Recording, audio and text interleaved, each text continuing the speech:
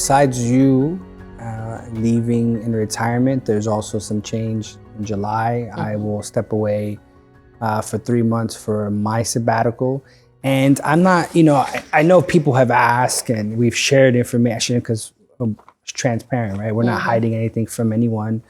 But I'm not sure people know exactly what the sabbatical, my sabbatical will look like, what I'm going to be experiencing, and what the congregation will hopefully be doing while I'm away. And so we want to take this opportunity to share about my sabbatical plans. The name of my sabbatical, when you write this, you have to come up with a name, right? And mine is Taste and See That God is Good. And you might just mention you did apply, not you, the church applied for a grant. The church applied for a grant. The clergy renewal program. Clergy renewal program. And part of that grant is for myself to have some experiences, and also covers for part-time work for the church to cover staffing while I'm away. And so taste and see that God is good. A lot of what I hope to help people understand is a lot of my spirituality has been formed in the culinary arts. My undergraduate work is in culinary arts. I think the church is well aware that I can cook, that I love to cook. I love tables, food, all those kinds of things. But there's something, specific about that community, that art, that form that has given me a deeper sense of God and who I am and the people that I'm around, because of kind of the thought processes and philosophies around it. When I was growing up, there was a show that I used to watch. It was called Great Chefs, Great Cities. It was a show that can be watched on the Discovery Channel. Now, I think most people are aware of like Julia Childs, right? Those shows were truly meant to help the person at home connect to food and learn how to make these dishes. This show was the opposite. This show, they did show how to make dishes, but it wasn't really about the dish. It was about the chefs. And it was about where they're at, why they make those things, why they're using those things in that particular time. So it opened up a world for me that was like, oh, there's more than food than just putting something on a plate, right? There's something behind it.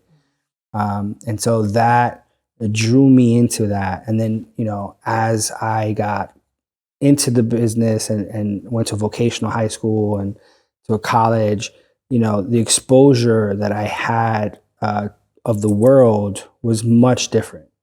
And so on my desire for my sabbatical is to travel, right? And if I have 3 months, which is a great amount of time, but if I wanted to be selfish and just be about me, I wanted to go specifically to 4 different places. One, I'm going to be traveling with my family together. We're going to go to Puerto Rico. And Puerto Rico is our cultural roots. It has everything that we are connected to emotionally, spiritually.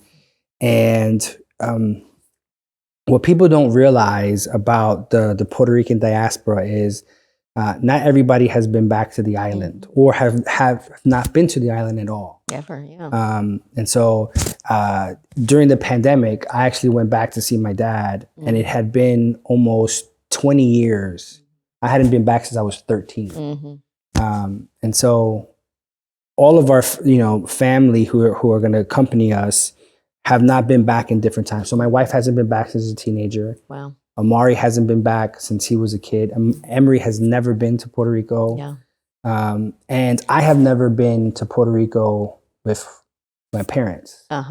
Right? So I haven't been to Puerto Rico with my mom. I've never been to Puerto Rico with my in-laws. So we're never there at the same time. And sometimes most people go back for funerals or for something that happens, or maybe for a wedding. And so we're going just to go. That's great. Right? That's exciting. Just to enjoy the island. With your mom. With my mom. Your in-laws. And my in-laws and my kids and my wife. And we're excited for the experience to do this together. And so that is a piece that we can do as a family. Now, the other areas that I'll be going to, that I have 2 other trips that are planned for my sabbatical. One is Japan and the other one is France. I am, classically French trained. I come through that system, and kind of my leadership abilities, how I look at structure, how I think about things comes from that kind of shape and formation. I have worked for some great chefs and who have, come from that same background, but I've never been, to the land where that food comes from. So I've never been to France. Yeah. And I'm not going, just to be clear, my travel is all about food. So I'm spending most of my time eating. Sounds great. I think, yes, there may be a couple of museums here, but the organization, the travel agency I worked with, I said, this is just about food. I just want to eat. Yeah. I just want to go and eat. So hopefully I won't come back heavier, but that is my goal. I'm just eating. Just want to let you know I'm eating food. So we can, when you get back, we'll say, how was the food? How was the food? How was the food? But I am going to Paris, and then from Paris, Burgundy, and then from, or Bordeaux, sorry. And then from Bordeaux to Lyon. Lyon is, the kind of center of where French food started. And so I look forward to that experience, to be entrenched in the culture and to see that world. I had to push that trip a little bit backwards towards September, simply because the Olympics this year. Oh, right. Yeah, sure. So all those kinds of things. And then the other major trip that I'm going is Japan. I love Asian culture, but specifically Japanese culture for so many reasons. The thought about food, the thought about family, the thought about how those things are all integrated together.